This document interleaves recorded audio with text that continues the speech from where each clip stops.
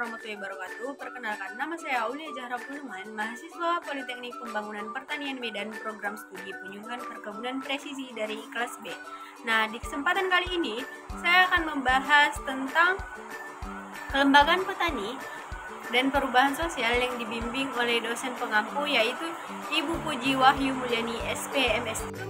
Sebelum kita masuk ke materi, mari kita kenali lebih dahulu kampus tempat saya menimba ilmu, yaitu Politeknik Pembangunan Pertanian Medan, yang berada di bawah naungan Kementerian Pertanian, tepatnya di bawah Badan Penyuluhan dan Pengembangan Sumber Daya Manusia Pertanian atau BPP SDMP. Lembaga ini dipimpin oleh Dr. Ida Widi Arstanti, SPMP, serta Pusat Pertanian Pendidikan yang dikepalai oleh Dr. Muhammad Amin SPI, MSI.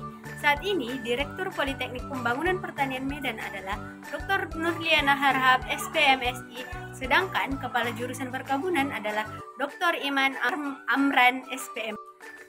Ada 4 komponen relasi sosial dalam kelembagaan masyarakat. Kelembagaan masyarakat terbentuk dari relasi sosial yang kuat antar individu yang memiliki tujuan bersama. Sebuah hubungan sosial dalam masyarakat dapat dikatakan sebagai kelembagaan jika memiliki 4 komponen utama. Yang pertama itu komponen person. Setiap individu yang tergabung dalam kelembagaan dapat diidentifikasi dengan jelas. Mereka adalah aktor utama yang berperan dalam menjalankan kelembagaan tersebut. Nah, yang kedua, komponen kepentingan. Individu yang berada dalam kelembagaan memiliki tujuan dan kepentingan yang sama, sehingga mereka harus berinteraksi secara terus-menerus untuk mencapai tujuan tersebut. Dan selanjutnya, komponen aturan. Kelembagaan tidak akan berjalan dengan baik tanpa adanya aturan yang disepakati bersama. Aturan ini membantu menciptakan keteraturan dan memudahkan prediksi terhadap perilaku setiap anggotanya. Yang terakhir yaitu ada komponen struktur. Dalam kelembagaan, setiap individu memiliki posisi dan peran tertentu yang harus dijalankan dengan baik. Struktur ini memastikan bahwa setiap anggota memahami tugas dan tanggung jawabnya dalam kelembagaan. Pembangunan pertanian sebagai upaya perubahan sosial. Nah, maksudnya ini pembangunan pertanian bukan hanya tentang meningkatkan hasil produksi, tetapi juga merupakan bagian dari perubahan sosial yang membawa dampak luas terhadap kehidupan masyarakat. Perubahan sosial dalam pembangunan pertanian dapat dilihat dalam beberapa aspek. Seperti yang pertama itu perubahan pola kerja dan mata pencaharian masyarakat. Sebelum adanya mekanisasi pertanian, petani menggunakan alat-alat sederhana seperti cangkul dan bajak konvensional. Namun dengan adanya pembangunan pertanian, kini petani mulai beralih ke penggunaan traktor dan mesin pertanian yang lebih efisien. Nah, perubahan selanjutnya itu perubahan struktur sosial. Sebelumnya, banyak petani bekerja secara individu. Namun dengan adanya program pemerintah seperti pembentukan kelompok tani dan koperasi, kini mereka lebih banyak bekerja secara kolektif. Hal ini mempermudah akses terhadap bantuan, pemasaran hasil pertanian, serta penyuluhan dari pemerintah dan lembaga lainnya. Yang selanjutnya itu peningkatan pendidikan dan kesadaran petani. Pembangunan pertanian juga membawa peningkatan pengetahuan bagi petani. Berbagai pelatihan diberikan agar mereka mampu menerapkan teknik pertanian yang lebih baik dan efisien dan berkelanjutan. Nah, yang selanjutnya itu adalah perubahan pola konsumsi dan gaya hidup. Nah, dengan berkembangnya pertanian, masyarakat kini lebih sadar akan pentingnya pola makan dan gaya hidup sehat. Salah satu program pemerintah untuk memperkuat kelembagaan petani adalah program Brigade Pangan. Nah, program ini bertujuan untuk meningkatkan ketahanan pangan nasional melalui kerjasama dan gerakan kolektif. Petani. Namun, dalam pelaksanaannya, program ini menghadapi beberapa tantangan, seperti rendahnya partisipasi para petani, keterbatasan infrastruktur, serta fluktuasi harga. Pembangunan kelembagaan ekonomi petani. Kelembagaan ekonomi petani adalah salah satu aspek penting dalam meningkatkan kesejahteraan petani. Nah, bagaimana caranya? Yang pertama itu pembentukan koperasi pertanian. Dengan membentuk koperasi, petani jadi dapat memiliki akses yang lebih mudah terhadap modal dan input pertanian. Selain itu, koperasi juga dapat membantu dalam pemasaran hasil pertanian secara kolektif agar mendapatkan harga yang lebih baik. Yang kedua itu akses permodalan. Petani sering menghadapi kendala dalam mendapatkan modal usaha. Oleh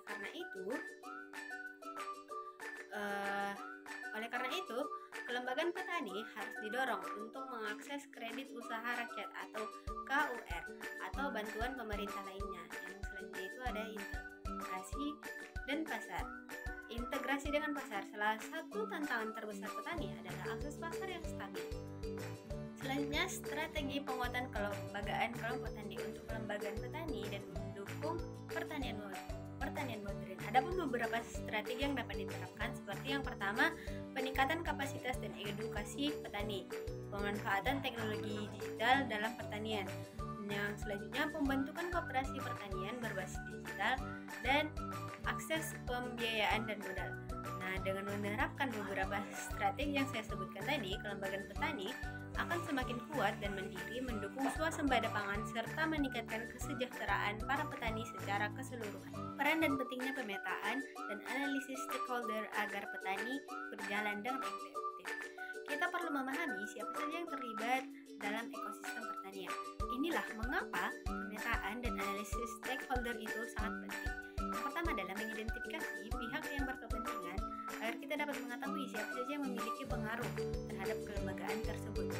Kedua, meningkatkan kolaborasi dan kerjasama. Nah, dengan memahami peran masing-masing dari setiap stakeholder. Yang ketiga, pemahaman dan kebutuhan prioritas stakeholder. Setiap stakeholder memiliki kepentingan yang berbeda-beda. Melalui analisis ini, kita dapat merancang strategi yang sesuai untuk memenuhi kebutuhan mereka. Nah, yang keempat, mengidentifikasi risiko dan tantangan dengan memahami dinamika di lapangan.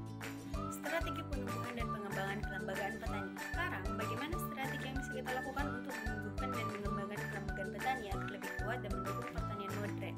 Yang pertama yaitu peningkatan kapasitas, yaitu pelatihan tentang good agricultural practice dan praktik pertanian modern harus selalu ditingkatkan. Yang kedua, pendampingan penyuluhan dan berkelanjutan harus berbasis teknologi digital agar lebih mudah diakses oleh para petani.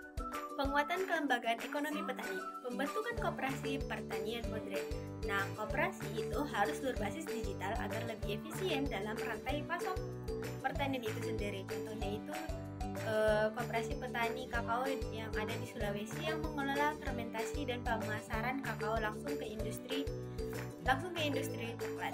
Integrasi industri dan market. Integrasi dengan petani harus didorong untuk menjual hasil panennya langsung ke pasar modern atau melalui platform e-commerce. Ya, contohnya itu seperti petani sayur Lembang bekerja sama dengan supermarket dan platform online. Selanjutnya membahas strategi dan langkah-langkah inisiasi pembentukan kelembagaan petani. Yang pertama itu tahap persiapan dan sosialisasi.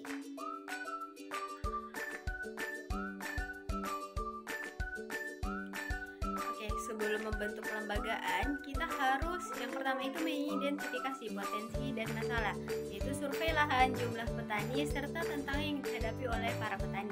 Yang kedua, sosialisasi dan penyadaran, yaitu mengedukasi para petani tentang manfaat kelembagaan dan melibatkan stakeholder. Dan yang selanjutnya itu pembentukan kelembagaan petani. Langkah-langkah selanjutnya itu membentuk kelompok. Pilih bentuk kelembagaan yang sesuai seperti poktan, gapoktan, ataupun koperasi. Nah, yang selanjutnya itu menyusun AD atau ART yang